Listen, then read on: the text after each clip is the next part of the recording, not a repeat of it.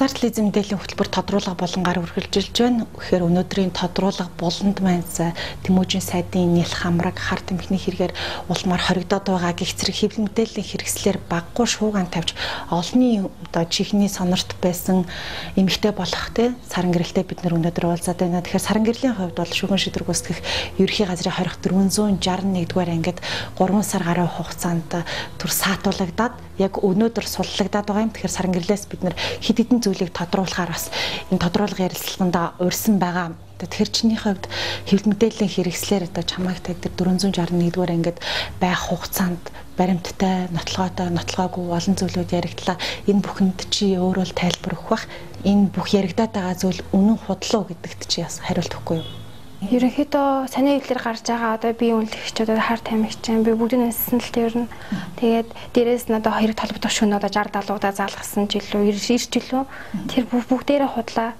Би өмнө хар тамхи хөрвүүлж үзэж байгаагүй. За хар тамхиугаас хэрэглээгүй. Хар тамхичин бол биш.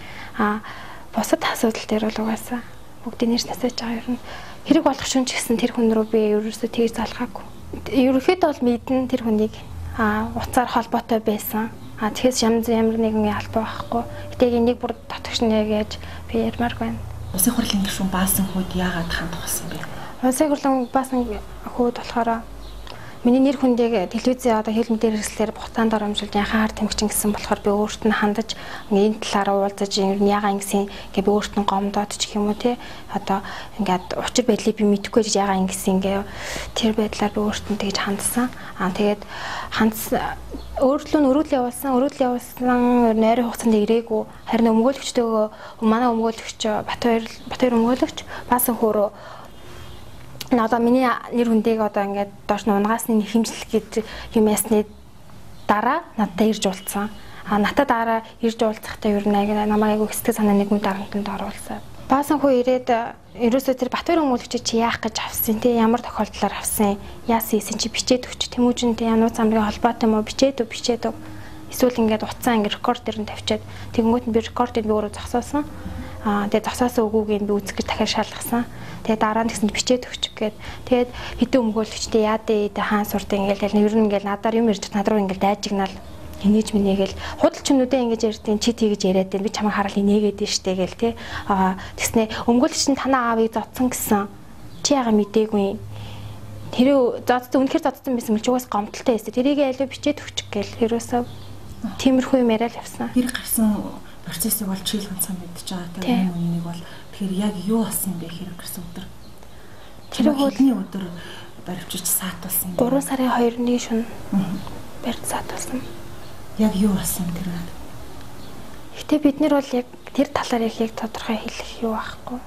Хэлж болохгүй л дээ. Тэнд хоригдож байгаа хүмүүс яаж харьцаж явж байгаа? Хоригдогч нарын хувьд бол бүгдээрээ нэг 100% миний эсрэг байсан. Ягаад гэвэл одоо өмгөөлөгч ч юм уу эргэлтэнд ямар нэгэн байдлаар тэн дотор хөдөлгөөн хийхэд хүн болгон намайг дарамталдаг, сэтгэл зүйн дарилт хийдэг.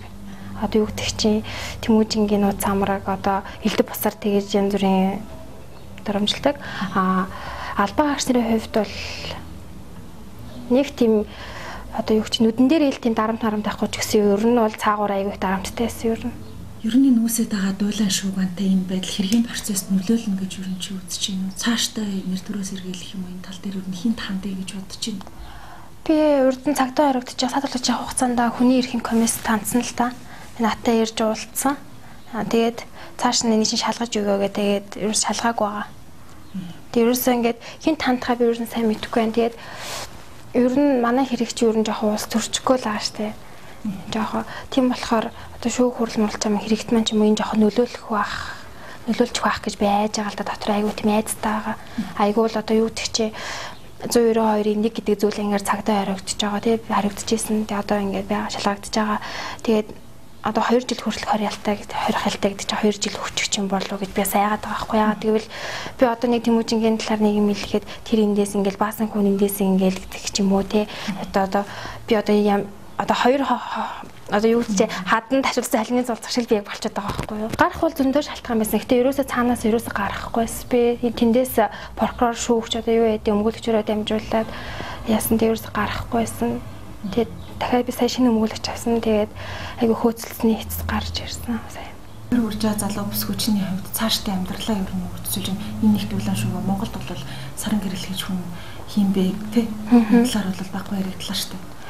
Би ер нь одоо угаасаа одоо шүүх хуралч гэсэн бидний одоо тий хар тамхи ч юм уу нөө биш үү гэдгийг нотлоод өгөх байх л та.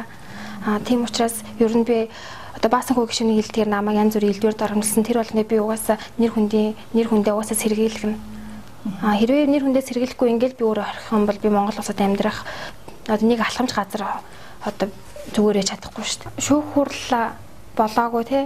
Шүүх хурлаар ингэж яг гин буруу тайсаг тогтоог байхад намайг ингээ янз бүрээр илдэг басаар ярьж байгаа шүү дээ. Улсын хурлын гишүүнээс хэл мэдээлэлээс янз бүрээр ярьж байгаа. Харин яг шүүх хурал болоод одоо шүүхэр тогтоодод ирэх юм бол намайг би цагаат тогтно гэхдээ уус амар ихтэй байгаа.